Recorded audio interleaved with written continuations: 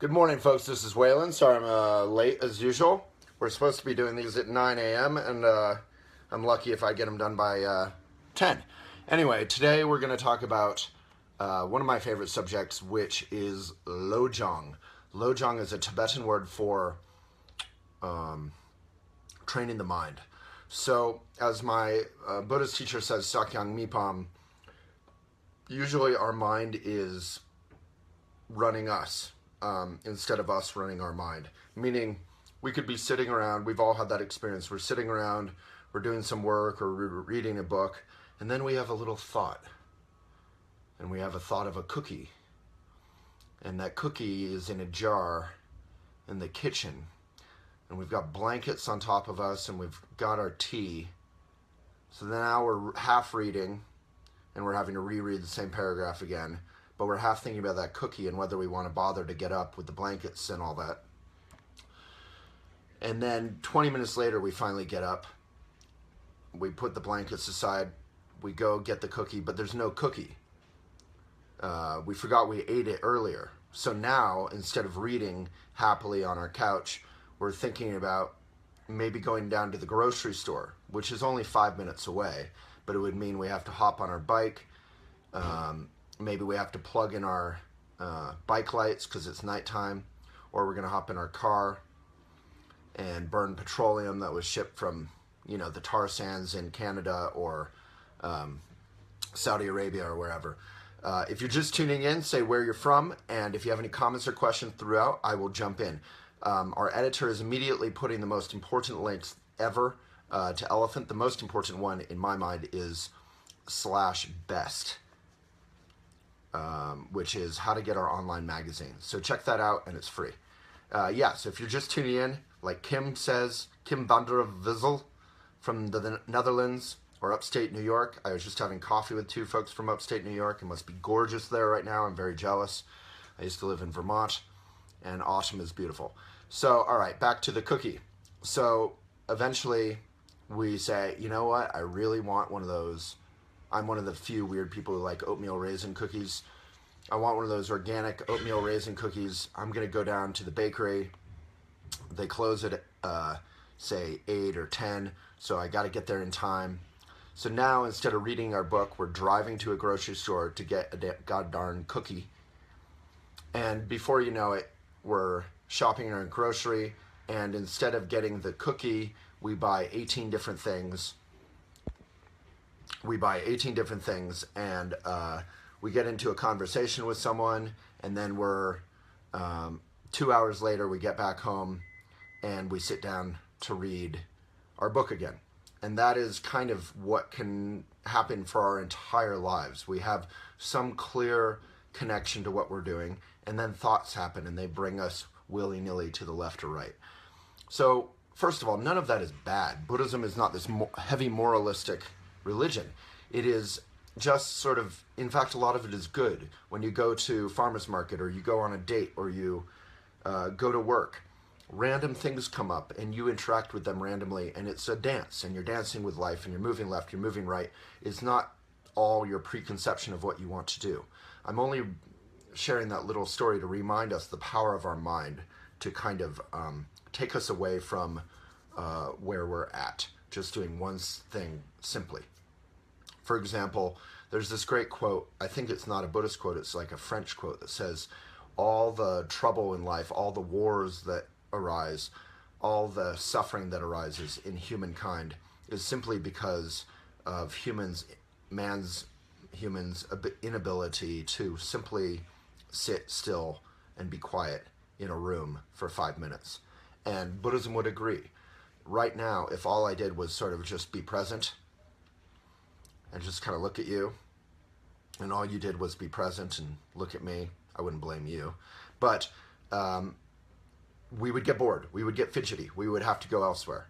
So it's really hard for us to just be still. Like this morning, I got out of the house with my dog Redford, and we're biking down to the office, and I look up, and the sky is huge and blue, and that kind of almost turquoisey, bright blue, cyan blue, and the clouds are doing this dramatic fan kind of thing. Like if we had to pay to see the clouds, we'd actually value them. They're like more amazing than fireworks this morning, and yet no one was stopping to look at them.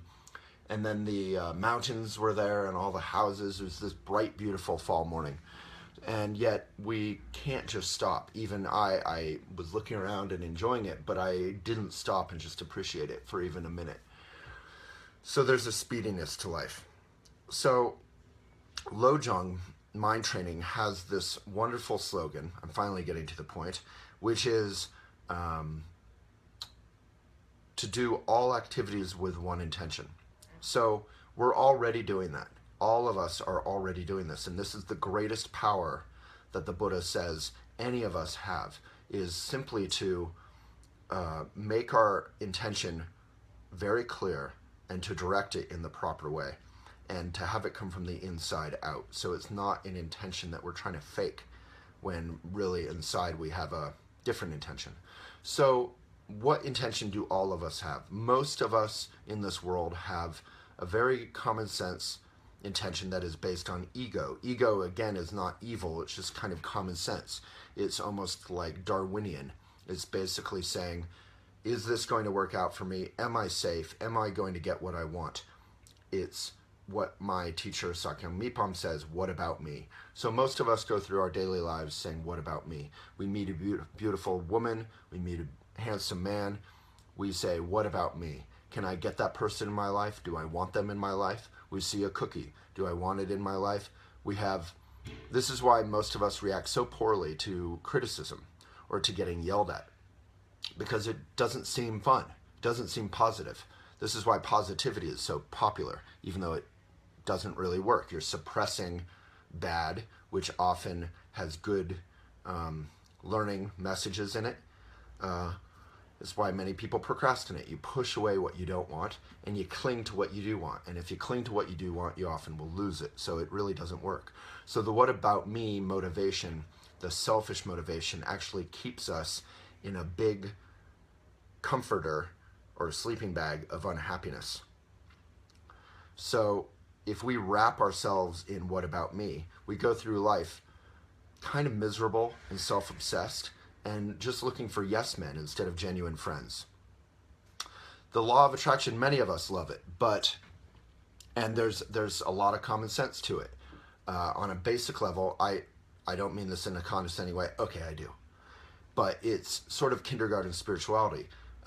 We sit here and we say, how can I have a BMW? How can I have a cookie? How can I have loving relationships? And you try to attract that to you.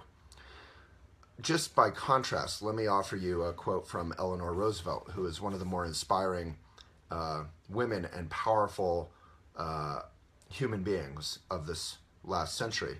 She said, I was miserable my entire life when it was all about me, until I realized that I could help others, and in so doing, I could discover true joy.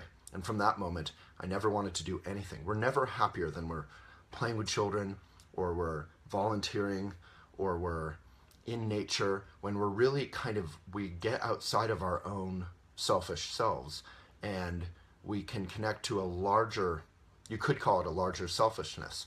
There's nothing wrong with caring about yourself. In fact, let's put that blog Maitri in there.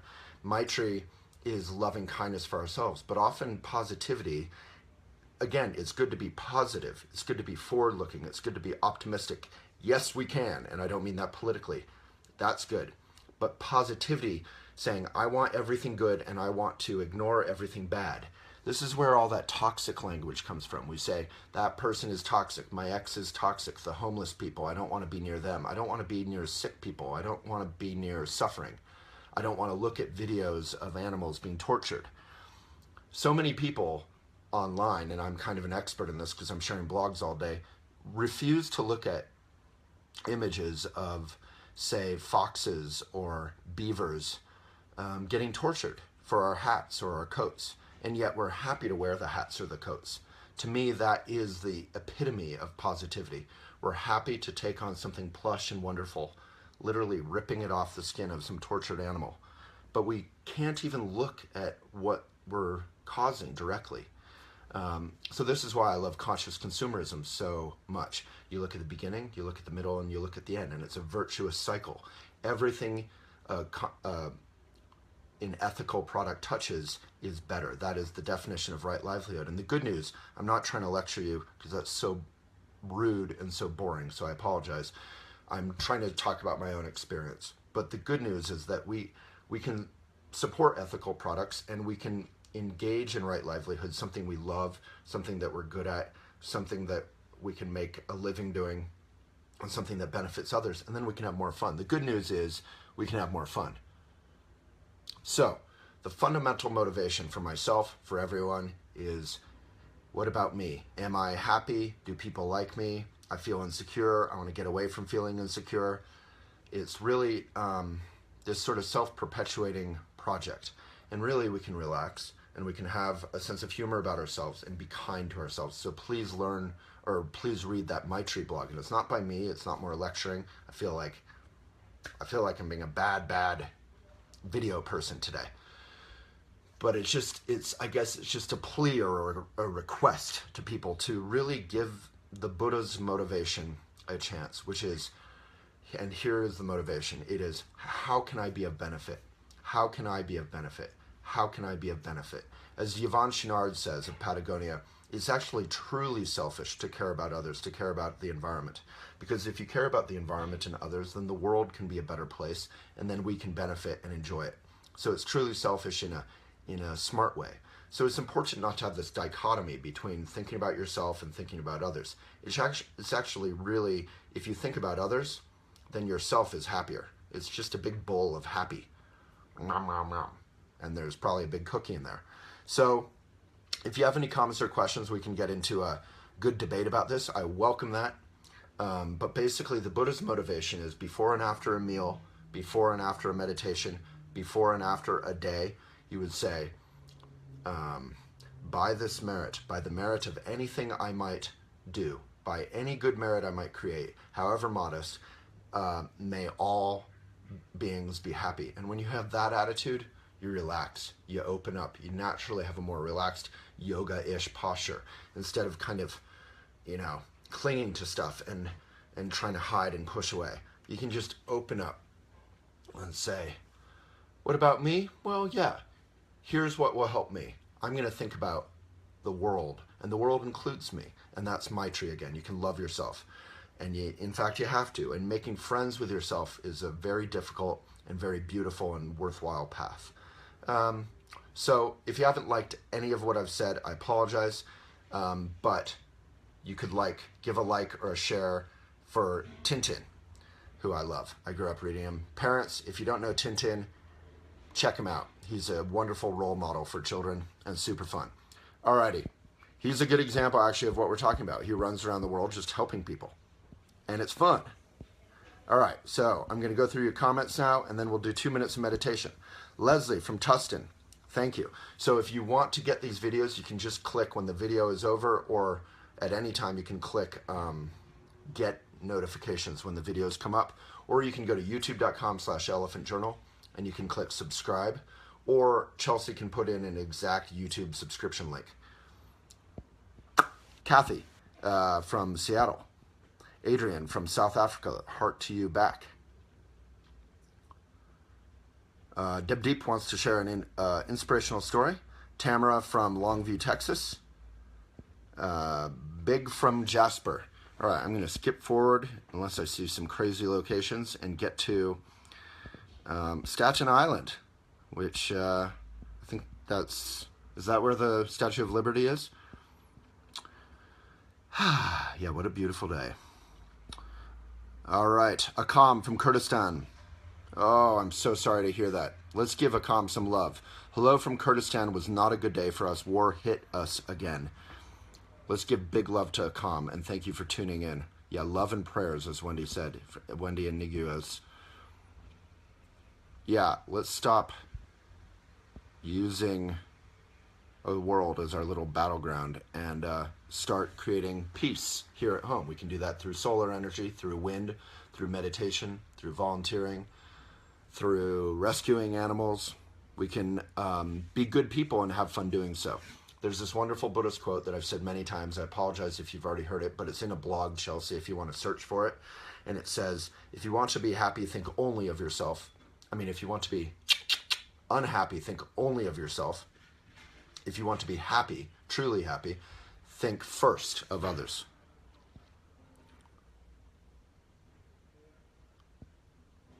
Carola, okay, well, I'll try that next time. She challenged me to just look kindly into the camera quietly for 5 minutes sometime. I was saying that wouldn't work out. Anyway, big love to you, Michelle. David, thank you. Yeah, I'm wearing a nice little cardigan. I like cardigans, and I cannot lie. They keep me vaguely warm. I can't deny. Henriette, hello from Denmark. So her, yeah, lots of love to a calm. Everyone's sending love to a calm. Let's join in. Rhonda, how can you love yourself the most without being selfish? So there's nothing selfish about genuinely being your own best friend and loving yourself. Nothing selfish. The only selfish thing is when everything is about me. Everything is about you. So when you truly love yourself and you're kind to yourself, you're naturally more empathetic to others when they're going through a rough time, or you can be happy when they're going through a good time. We can share in others' happiness, and we can be more naturally vulnerable and receptive and open and kind to others. We can actually have more fun. Maureen, we use these principles in AA. Say more. I'd love to hear more about that. Alyssa, I just started a job where I work with kids monitoring recess, and I'm so much happier already. Oh my God, I would love to monitor recess, although I might just play in recess. There's something about watching them playing and having fun together. Alyssa, kind of jealous, and I cannot lie. Rhonda, learning how to be selfish by being selfless, by bringing joy to my life through what I can do outside of myself, my own experience. So I'll share this. I don't know if it's boring or not, but I had this really long dream last night about all my childhood friends, and I grew up in this Buddhist community, and we would go to all these retreats and programs and seminaries, and so I was in this really long dream, and it was just this reminder. You know how when you're around your childhood friends or your family, you become the 12-year-old that you were, or the 10-year-old, or the 8-year-old, or the 15-year-old, or the 20-year-old, whatever age you knew these people in, you become halfway that person again. You see yourself through their eyes, or through your projection of their memories' eyes. So in this dream, I was insecure. I didn't really have much of a voice. I was very sweet and kind, probably sweeter and kinder than I am now. And I just couldn't really speak up. And it was just a really vivid reminder when I woke up of this is who I was, and on some level who I am inside still, especially around my childhood buddies, my best friends. And it was a reminder that, and then I started thinking, wow, well, I've made so much success, and I'm so sort of popular and well-liked in Boulder now, and maybe they've all seen that, and now I can be cool, and now I can relax. And then I was thinking, wow, that's such a weird, twisted way to live life. If you're living life to prove to people 20 years ago that you're okay, and you're cool, and you're successful, and you're decent, they don't even care that much. Like, they just, I see my friends now, and there's still many of them around town, they have children, they just are present with me, and maybe there's some aspect of that they treat me like 12-year-old Waylon, but basically it's just all in my mind. And, you know, there's quotes about this, like Frank Sinatra did the same thing. It was like, my whole career was fueled by me trying to prove to the people back home when I grew up that I could make something of myself, that I was going to be great. And that's a kind of weird chip on the shoulder approach to life. You don't need that chip on the shoulder to be successful. Many of us think you have to have some twisted thing to be successful. You don't. It can work. But what is working? Because success is a funny word. Is success money? Is success fame? Is success a big house? Well, maybe it is. But is success being genuinely happy in a house that you love, a house that is a home, and doing work that you love, that is good for the world? I mean, there's different versions of success, right? And if your success is all built on display, on proving something, you're going to be a little hollow inside. Alrighty. So basically, I had a nice little conversation with myself while I was still in bed, and I said, okay, well, if that's part of my motivation, I can acknowledge that. but I can let go of that.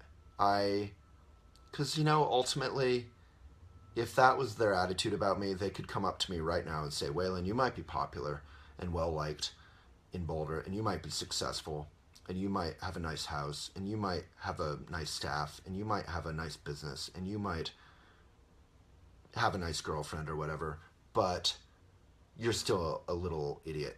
They could still get through everything I've built up and just say, yeah, you're still a little kid, I know. There's no way to prove yourself to the world. You just have to make friends with yourself. Prove yourself to yourself by being gentle and kind, and then sharing that with others. And that ultimately will impress people the most, because it'll be real.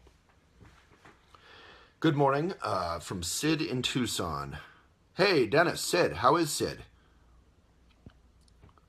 Is Sid doing better? I think Dennis or Sid messaged us the other day, and Sid was in a hospital or had just gotten out or something. Akam, big love to Akam. I have Blondie stuck in my head from the cafe, but I can't sing Blondie. But if any of you can sing Blondie, now's the time. All right. Sally, a trip to India taught me this way. Bow bow. Nyanke, big like. Tintin, same era. I don't know if I'm the Tintin era. I think he started around the 30s or something. He had a couple sketchy books, and then it got very, very good. All right, Karen, having a hard time loving myself right now. So guarded. Where do I even start? You start by just touch your heart. Just feel your heart.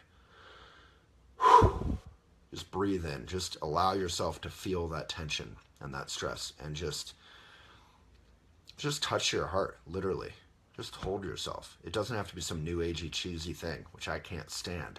Just really, there's nothing new agey and cheesy about feeling the tension and the stress of being alive sometimes. That can actually be quite brave. It's something that positivity might not engage, because you want to avoid that kind of craziness. All right, there's the YouTube link. I start at 9 a.m. MST, but I never really do. Patricia, here again from Thailand. Hello. Lots of more love for Akam. I'm loving all of you guys and your comments. You're actually reading the comments. Please click the links. This is one of the reasons we do this video show, is because we're trying to share with you the best stuff, not just all the popular BS from Elephant that gets really popular on Facebook. It's not BS. We put a lot of love into it, but really only viral stuff breaks through the Facebook algorithm. Our best stuff on Elephant almost never gets even seen by you guys, unless you get our online magazine, which is elephantjournal.com/ let's say it all together now, best. Cassandra, how do you love unconditionally but protect yourself from getting taken advantage of, used, or hurt by genuinely toxic people? Ooh, that is a big question. All right, Cassandra, I did a video on this exact question. It's called, is Lindsay here? It was like one of my most popular videos. It's had almost like 300,000 views or something. It's about red flags and how to know who's the one, something like that. It's one of my first videos where I just talked to the camera, which I didn't used to like to do because I felt like it would be all about me. And then it turned out to be just kind of genuine and helpful, hopefully. So I'll try and answer you, since I didn't give Chelsea much of a help, but Chelsea's going to try and put it in the comments. Something about red flag. If you search red flag on YouTube, that's the video. But basically what I would say, you don't need to love unconditionally. I think loving unconditionally is highly overrated. If someone is abusive, you can leave. You don't need to love unconditionally. You can love openly, and you can love fully, and you can love in the present moment, and you can love someone's basic good heart. You can love fundamentally. But there are conditions to love. If someone is abusive, if someone is neglectful, if someone is etc., then the love breaks, right? So just love someone genuinely, sweetly from your heart, because they're kind, they're good people, and you care about them, and you want the best for them. And good luck. I mean that genuinely, not at all sarcastic. Good luck. As Trunk Rimshay used to say, good luck, sweetheart. He had a very high British accent. Good luck, sweethearts. And then if you don't love unconditionally, there's this great quote, I think it's by Trungpa Rinpoche, that you love, but you keep your eyes open. That way yeah. This is in my book, Things I Would Like to Do With You. It's a poem by Trungpa Rinpoche. It says, do not trust. Not trusting keeps friendship stronger. We all think trust is a good thing, and maybe it is. But the point here is that we don't assume. We don't take for granted. We don't say, I love you, check that one off the box. We'll spend 60 years together until we die, and everything will be great. And we'll live happily ever after. That's for rom-coms on Netflix, not for love. Love is a present moment thing based on someone's goodness. So you're always open, you're always noticing, and if someone's a little off, you can be like, hey, how are you? Are you okay? When we don't trust, when we don't assume, then we're present and we can actually be more available for them. And as we all know, many marriages or relationships will break up after 5 or 10 years because someone will be like, hey, I had an affair because, frankly, you haven't shown any interest in me sexually for 10 years. And if your eyes are open for those 10 years and you pick up little hints, when you say, no, honey, I want to watch TV, I don't want to engage in sexual fun with you, and you make that decision for 10 years, you're the one who is provoking the affair, really. You have left the relationship, and you are having a relationship with HBO or Xfinity or Netflix or Hulu or whatever, right? So is it really an affair? Well, not really. You left 10 years ago. So and then finally you ask about being hurt by genuinely toxic people. So from a Buddhist point of view, wow, there's been a ton of likes and they all just stopped. Did I say something wrong? I did make a comment about Hulu and Netflix. Maybe you're all big Hulu and Netflix fans. All right. So there are genuinely toxic people, but it's incredibly rare. From a Buddhist point of view, we all are somewhat toxic. I think this toxic word is really rude. We are all neurotic. We're all selfish. We're all manipulative. We're all just lying to ourselves and deceiving ourselves. Like last night I got yelled at by a colleague, and for like an hour or two I could hear a little part of my mind trying to argue with her and say, no, Waylon, you were great. You were great. She was in the wrong. You were great. Waylon, you're so great. She was in the wrong. And a larger part of me, luckily, because I meditate, was like, Waylon, you can just relax. The argument was what it was. She had a good point. You had some good points. It's all good, man. You know what I mean? So, we don't have to protect ourselves all the time. We can just open up. But there are some actually toxic people.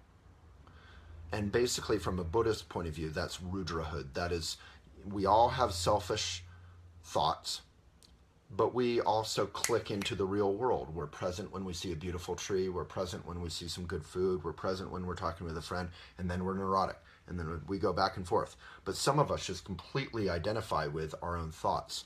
And at a certain point, when you are trying to completely figure out your life based on your own projections of it, your own neurosis, you start living in a soup of your own projections and thoughts and fears and desires. And you start manipulating people based on that and manipulating your world based on that. And that is what is called Rudrahood. So it's pretty rare that people totally go there. But, and it's some definition of crazy. But if you are in a relationship or around someone like that, from a Buddhist point of view, is just put up the white flag, wave it around, and walk back slowly. Step away from the crazy. And that's about it. But you don't have to hate them.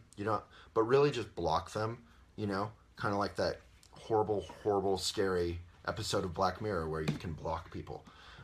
So don't do that lightly. Don't do that casually. Someone is not toxic if they like Donald Trump.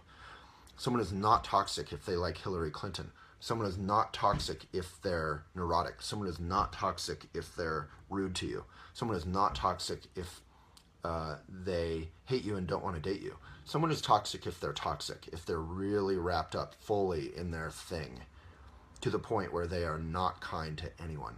There's some great quotes about how, like, if you see someone not being kind to a waiter or a waitress or an animal, to anyone who is in a position of weakness or service to them, that could be a sign. So, pro tip to the toxic people tuning in, don't be rude to waiters and waitresses or animals. All right, Catherine. Hi from Brooklyn. Any advice on how to survive the hustle and bustle of the city? Yeah, I think instead of trying to get away from the hustle and the bustle of the city, just try and be incredibly appreciative of where you live. So be a tourist in your own city. So Brooklyn is so gorgeous. New York is so gorgeous. You know, go to the park in Park Slope. Go to appreciate the architecture. Go to the Rose Reading Room, which is newly reopened to the public. Go see the beauty and the wonder that is New York. Really engage in it. And give yourself nights off. You know, it's nothing wrong with chilling on your couch on a Friday night. That was a lesson that it took me 10 years to realize that. When I was young, I thought I had to go out all the time to be cool, and it was embarrassing to be home. If my roommates came home and I was chilling on a Thursday or a Friday or a Saturday night, I'd be embarrassed. I'd like want to hide, you know? It's crazy. All right.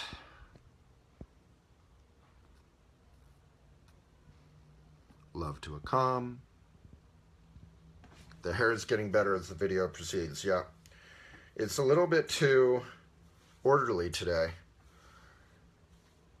to be funny, but oh well. All right. Springfield, sending love to a calm.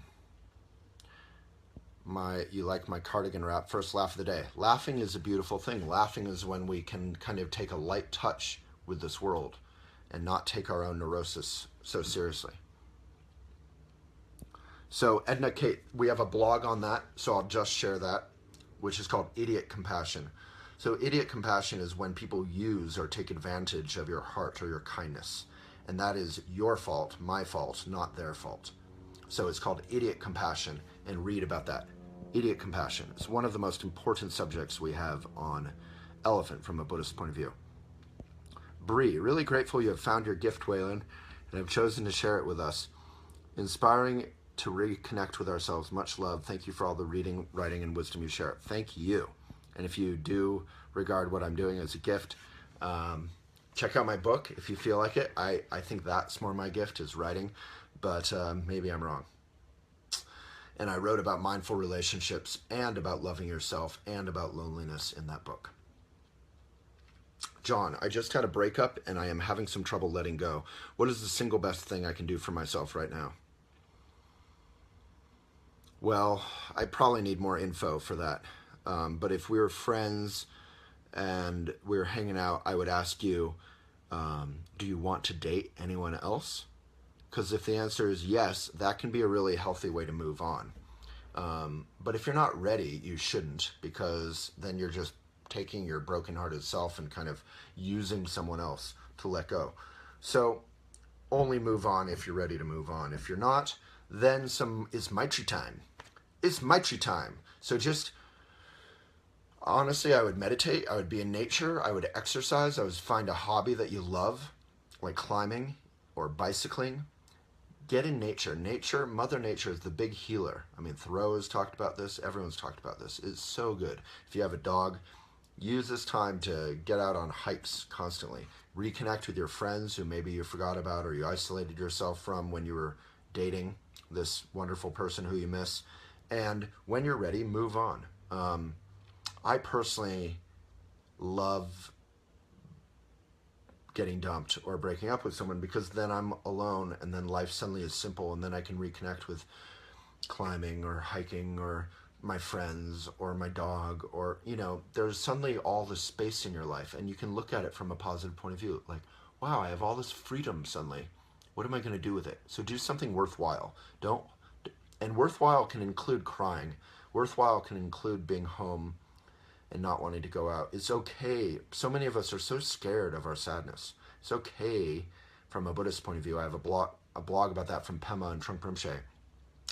Sadness or loneliness as a good thing. The Buddhist notion of sadness or loneliness is a good thing. So watch some rom-coms. Last year I watched About Time. Is that what it's called? That was my favorite rom-com I've seen in a couple years. I think it's called About Time. And now I want to watch it again. I got to leave work, go home, watch it, and then I'll be crying. Carol, I now live vicariously through my teen daughter and her friends because my teenage years were horrible. Well, at least theirs are better, and you can feel good about having provided a wonderful foundation for them. Justin, I'm in a career course since February trying to find a career that goes by right livelihood that you have talked about before, but it is difficult, and sometimes I feel like I'm not making any progress.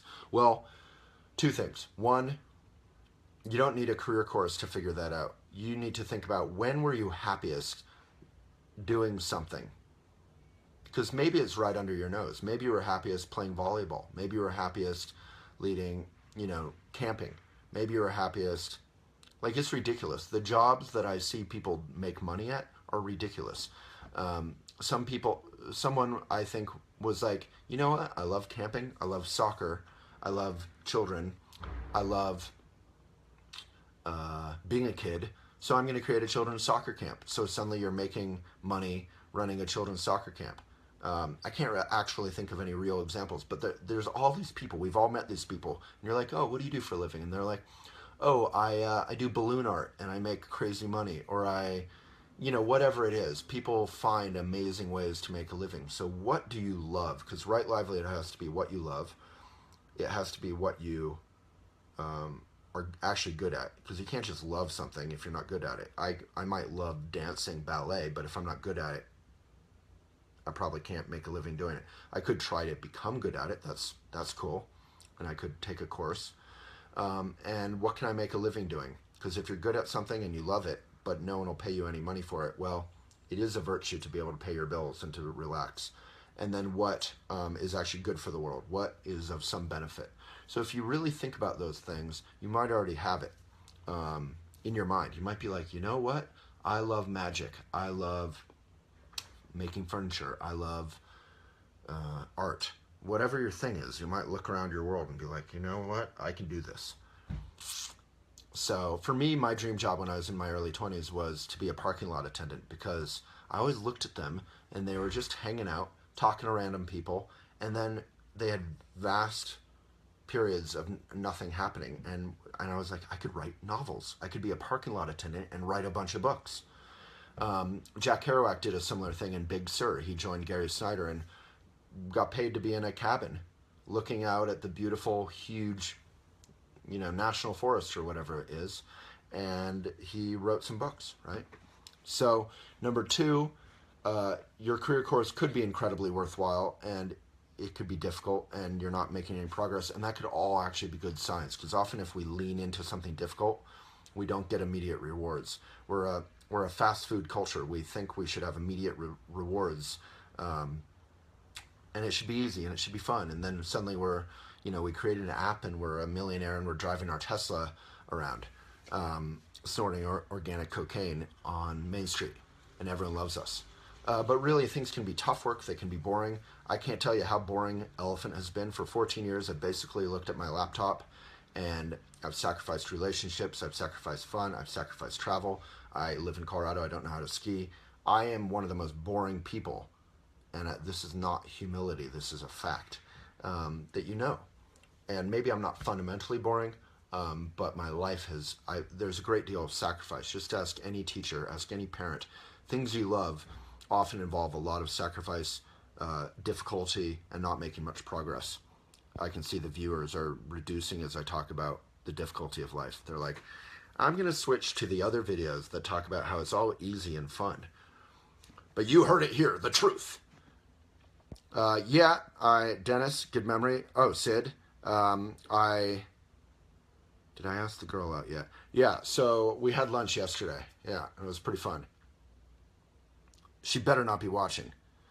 And then I went to a party that she was hosting last night that she invited me to. So I couldn't have totally fucked up. That said, I was 10 minutes late to lunch, which isn't cool. 5 more minutes, I would have been in big trouble. So now I owe her at least 10 or 15 minutes. Alrighty. Wah, wah, wah, wah. It's because I was working, but there's no good excuse to be late to a date. Joe, grateful for your authenticity and consistency from Netherland, Colorado. Joe, thank you, brother. Prove yourself to yourself. I love that. I don't know if I said that, but if I did, and Lindsay, if you love that, that might be a good quote. All right. All right, Edna, or Deep. Deb Deep. There was a man in India who used to love his wife so much that the words can't describe. Oh, this is long. Can I respond to you after? This is long. Okay, everyone should read the above because it's super inspiring, apparently. But I'm not going to read it because people get bored and leave if I'm just reading to you. Edna Kate, I find it impossible to say no to people who ask for help or need help. And if I say no, well, so that is good. It's great to say, I want to help people. You need help? I'm going to help. How many people don't help anyone? But then you go on to say, and if I say no or can't, I feel guilty. Well, that's understandable because you know that you actually could have helped. Not to reinforce your guilt, but you could have helped and you didn't, and they need it, and you weren't there for them. But you have to take care of yourself, so let go of the guilt. Trungpa Rinpoche talks about how it's great to feel guilt or regret. It's valuable. It's your heart. It's beautiful. But then let go. So feel it for 3 seconds. He says, feel regret for 3 seconds. He says, it's a beautiful thing because you think about how you messed up or how you could have done something differently, but then let go because life is going on. Do you have any suggestions on how to help calm the anxiety that comes with the guilt? So your guilt is not doing anyone any good. It is good to touch in with that guilt so you can feel. You don't need to distance yourself like positivity style, like I don't want to feel anything bad. I don't want to feel anything bad. I'm great. I'm happy. I got mine. Everything's good. The world can go to hell, whatever, because I got my nice house and my nice Lexus, and I'm going to drive to Whole Foods, and if I see a homeless person, they're kind of dirty and smelly and I don't want to be close to them. Maybe I'll drop a quarter from a distance. But your guilt is not doing anyone any favors. It's not helping them. It's better to use that energy on being kind to yourself and being kind to others. Yeah, and if you're not good at putting yourself first in situations, then really read that Maitri blog and practice meditation in Tonglen. Really understand that if you don't help yourself, you can't help others, right? If I'm not healthy, I can't help others. If I'm not present, I can't be available to others. If I'm going through crazy stuff, I can't help others. That said, when I go through difficult times, it gives me empathy from which I can help others. So there's nothing wrong with going through a difficult time. I hope that makes sense. I think things get really black and white easily. Sally Renshaw, I mentioned you twice now. Alyssa, success in my mind has changed so much over the years. It used to be money, fame. Well, everyone knows Alyssa, so that clearly, Alyssa, Martin Brickman. Now it is exactly what you said. Yeah, your values changed. Your values changed to love, to a home that feels like love, friends and helping others, and laughter, happiness. That is success for me now. Oh, and if I can get my kids to do all of their homework without pushing, even better. So you look at that, you mean that, but it's also humor, and that is a sign of a light touch. That is a sign of you've made friends with yourself. Really healthy. Trena, thank you. Good morning from Macau, Cariota. Oh my God, I think that's my first comment from China ever. Thank you. Woo! That made my day. Yeah, Akam, I wish we could give you more than positive vibes, but we can by electing Hillary Clinton instead of Donald J. Trump, who isn't even really a Republican. He has been, for anyone who feels like I just offended you, he has been a Democrat 6 times over the past, say, 20 years. He is about as Republican as yo mama. So, Donald Trump is not a good Republican. I'm not sure he's a good Democrat. And he's at the party of one. He's for himself. And now this political thing has ended, and I will go back to pretending to be nonpartisan. But just a reminder, even if I'm partisan, which I hope I'm not, I would vote for a great Republican any day. If a Republican came along and said, truly small government, but what the government does do is needful, there's a social safety net, but we just don't want to get involved in foreign wars and that kind of thing. That used to be the Republican platform. I would gladly vote for them. Nixon created the EPA and the Clean Air Act. Teddy Roosevelt, who was a Republican, created the National Forests, National Parks. I have no problem with Republicans. I just have a problem with Donald. Although he can be funny sometimes. He has a couple good points. Made in America stuff, although he doesn't walk his own talk. And I wish he'd pay his God-darn taxes like the rest of us. Why do I like paying taxes? I actually like it because you're contributing to the Commonwealth. That's the idea of society, being rich. When you go to Sweden or you go to any of these countries that are the happiest on earth, the healthiest, they can measure these things in concrete ways. They define happiness in 6 different ways, which include health and the economy and whatever. The Commonwealth, the public squares, the public institutions, the buildings, they're beautiful. You know how buildings that were public used to be gorgeous in the US, and now they're all kind of dumpy and look poor and run down? That's because we stopped investing in the Commonwealth. We stopped, and I'm not just talking about money. I'm talking about we stopped investing in the Commonwealth with uplifted, enlightened beauty.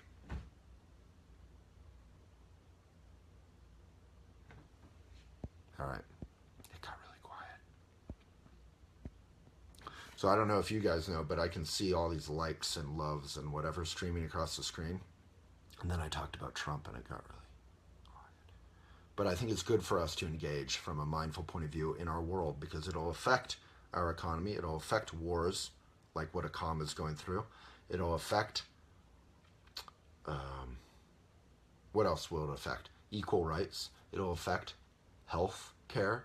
Do we want to make Obamacare work better and more affordable for more Americans and have more coverage instead of people going to the emergency room and costing us taxpayers more? Or do we want to destroy it? We have a choice right now, and I think it's good to engage in that stuff. All right, there's my link to the book. Although "you" is capitalized, let's be specific, or let's be editorial. All right, Christine, I always tell hubby it's me and him against the world, and I don't allow wedges between us. That sounds good. Although, hopefully the world is on your side as well. All right, Sandy. Good Saturday morning from Melbourne, Australia. I also have a crush on a girl in Melbourne, but I think that ship has sailed. I've had to distance myself from highly toxic family members. Trusting is the most difficult thing, especially when trust has been continually broken. Well, then read that poem about trust and friendship, and you can let go of trust and just be present with these people. And that way, if they're good or bad or happy or sad or full of love or the opposite, then you can be present and be awake to that. All right, so many comments, so many comments.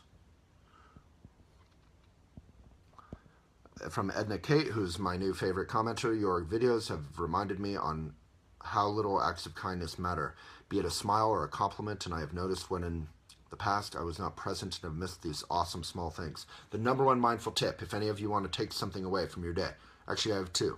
I'll do some Trump gestures while I talk about them. The number one tip is don't use to-go cups. They're plastic lined, which isn't good for you to drink hot liquid out of.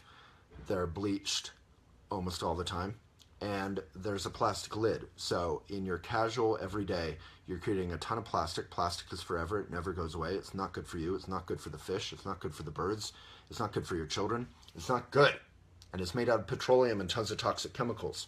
If you don't understand why there's toxic chemicals in plastic, it's because plastic is this hard, brittle thing. And to make it flexible, like for a cup or for a bag, you have to put toxic chemicals in it. So if you don't like plastic and you want to bring your own mug, please give a like or a love and help this video get out beyond the Facebook algorithm. The number 2 thing is even easier, which is whenever you come to a gap, whenever you come to a stoplight, whenever you come to a waiting room, instead of getting your phone out, just do nothing. It's really hard. You'll understand, oh my God, it's hard for me to do nothing. But it'll really only at first, and then you'll relax and you'll start looking at the trees or looking at the traffic. It doesn't even have to be beautiful stuff you're looking at. And then you find yourself being present, and your mind, which is speedy, suddenly has a chance, a gap to relax in. It's like getting a massage for your mind, and suddenly your mind. And when it is a relaxed mind that can give rise to insight and to figuring your way through things, whether it's obstacles at work or family or whatever. So give your mind a chance to go and relax, like a big pancake when you pour a pancake into a pan. And you go, let your mind do that once in a while, and then it can go. All right. Continuing with Edna K. These morning talks have actually made me slow down and actually experience what I was missing. I also am making sure to thank them and talk to their managers and give them compliments because they were awesome. Cool. You were saying waiters? Oh, yeah, waiters, because I was talking about that. Iris, it's a tough question. What do you do if your mother is toxic and you love her a lot? Well, I have some nutty family members who I love. So that sounds like your kind of situation. So basically, you just have to kind of get really good at the eye roll. Oh my God. Oh my God. Oh my God. Just do 20 sets of that every morning. Oh my God. Oh my God. And shake your head a little bit when you do it. That's step 2. Oh my God. Oh my God. So like my grandma, I'm thinking of my grandma. I love her so much. She's so amazing. She's slowed down a bit now, but when she was at full speed, she could talk a mile a minute. She could kind of like harass everyone, like her husband, who she loved to death, this wonderful person. And they had a great relationship, just to be clear. But like, she was like kind of nuts in a wonderful way. And because she was my grandma, for whatever reason, I wasn't threatened by her nutsiness. Although my aunt and my uncle and my dad might be driven a bit more crazy because they grew up with her, so it's closer. But for me, it was just like she was cute and funny. And I'd be like, oh, ah. Or you could be like Obama, you know. Just kind of like let it slide off your shoulder. You don't have to like take responsibility for everything that nutty people are being nutty about. And then you can still love them. So if your mom's actually toxic, that sounds way beyond what I've gone through with my grandma or anyone. But I've been around other toxic people, although I don't like using that word because I think it's rude. It's really important. Like in the New York Times, they'll still say, Mr. Jackson was arrested for rape. You still can be respectful. You still can be, or Ms. Jackson was arrested for rape, so it's not a gender issue. You can still be respectful toward your enemies, toward your difficulties. You can still kind of bow to troublemakers, to toxic people. So you can still be polite. You know, it's kind of like with Trump and Clinton, and Facebook comments online, you can still say, you know, I disagree with you completely, Mr. Libertarian or whoever you're arguing with, but I respect you and I appreciate your leaving that comment here. So you can still be respectful. That's a very transformative power with difficulty in your life. Kristen Sagerstrom Kroganek. Yeah, so if you're getting tired of me blabbing, because I'm tired of me blabbing, please give a like or a love and a share, and please get our newsletter. A like or a love will help this video get out through that tough Facebook algorithm. It'll break through, and then lots of people who didn't know they gave a care can see it. And if you're not tired, I'm happy to keep going, because this is what I care about in life. So Kristen, the more enlightened one becomes, the more alone it feels as it becomes different, coexisting among the very many who aren't. Your thoughts? Well, being enlightened isn't being any better than anyone else, so there shouldn't be any sense of superiority. It's just being more fundamentally yourself. Number 2, yeah, you do become more alone, but not because other people aren't enlightened, but because fundamentally we have our heart and we have our alone experience, and that's a beautiful thing to get into. Instead of sharing with you my unenlightened dumb thoughts, I would recommend a book to you, Kristen, called Shambhala, The Sacred Path of the Warrior by Trungpa, and he talks a lot about the loneliness of the enlightened warrior, and it becomes a very beautiful thing. So basically you can embrace that, but don't let it isolate you. You can be alone or among other people, or you can be alone when you're alone. It doesn't have to be this sort of me versus you kind of thing.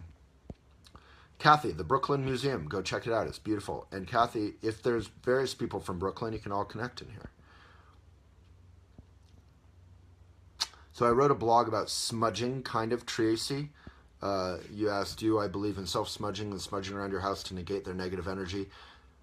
Is there a quote or saying you can send out to these toxic people or the universe to keep one disengaged from them emotionally and spiritually? Yeah. So I would actually give you sort of opposite advice. I would say, again, like what I just said about respecting your enemies, say, may you be happy. May you be happy. There's no better way to get rid of your own neurotic reactions to other neurotic or toxic people than to just say, may you be happy. You don't even have to mean it. You just have to recite it. You have to try to mean it, but I mean, it's a practice. Sometimes you might be really mad at someone. You say, may they be happy, you know? May you be happy not, and have your fingers crossed. But you can try, and that's your heart trying to open. And when you can wish happiness even upon those who aren't happy and are causing unhappiness in this world, that's powerful stuff. But you got to also read Idiot Compassion so that it doesn't become ungenuine or ingenuine. In terms of smudging, I don't smudge, but in the Buddhist tradition, there's lost song, and I wrote a blog about that. Lhasang, Chelsea, Hasang. And you burn juniper and you walk around your house and you open up all your cabinets and you say, Kiki, so, and you kind of like bring fresh new energy in. And so I get it. I think that's a wonderful thing to do. But you don't have to do it out of fear and trying to get rid of toxic people. Just kind of do it out of celebration and wanting to invite good stuff in. But yeah, it is powerful to do that lost song or smudging stuff, I guess. I hate to admit it. All right, Casey, any meditation advice for a beginner? I just sit there and get bored after 5 minutes and then get up and do laundry. So boredom is the gateway to your heart and to empathy and to feeling and even to sadness and loneliness, things that you may not want to feel. But then once you are comfortable feeling those things, once you're in the heart, then you can relax further and then you can experience true joy. So I keep mentioning this Louis C.K. video that's on elephant. Chelsea, have you been able to find that? Louis C.K., loneliness, boredom. So relax into that speediness. So on that note, I'm going to not do any more comments or questions, and let's do 2 minutes of meditation. And we can practice that right now, Casey.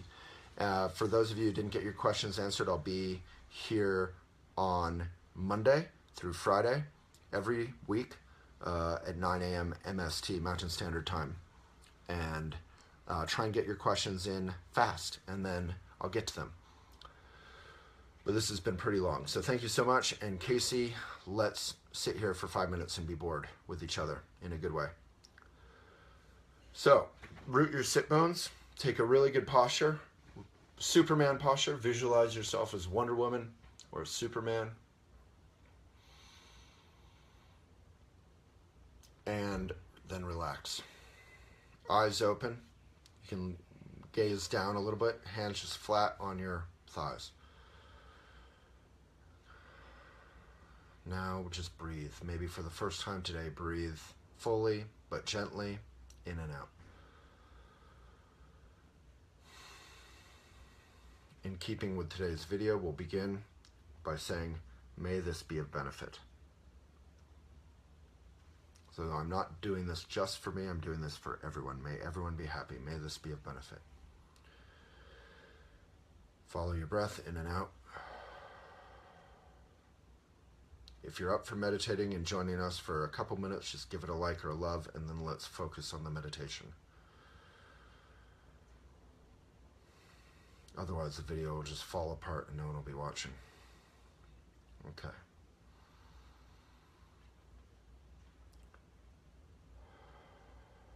Just breathe in and out. We're not doing anything. We don't need any instruction. We're just breathing in and out.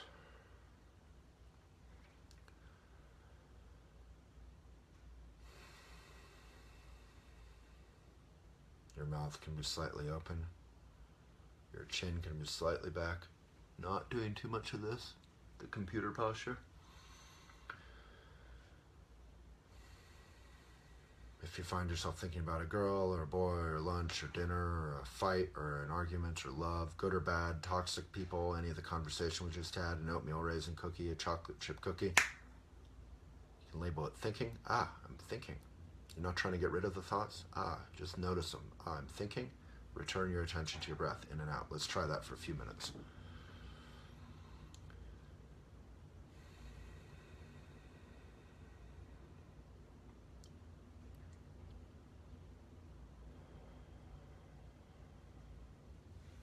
And basically I do this when I wake up and before I go to bed And I just sit until I find myself fully present with a breath or two.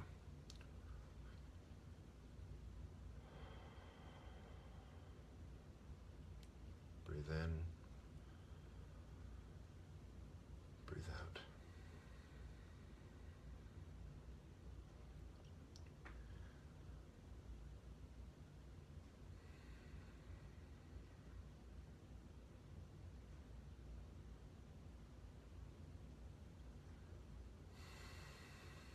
Find yourself thinking.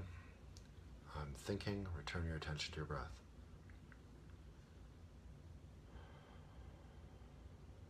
Practice that twice a day, and you'll find yourself more present for your own life, which is more fun. And then the world becomes more vivid, and then you're awake for opportunities and insights, and you're not trying to keep up on the habit trail, the busyness of life. So end your meditation with a bow. May this be of benefit. May my day be of benefit. May this video have been of benefit, and I hope all of you have a wonderful day. Big love to Akam and all of you who comment, especially those of you who return. As soon as I hang up, if you click get these notifications to the videos, you can get the next one when it happens on Monday. Thank you so much.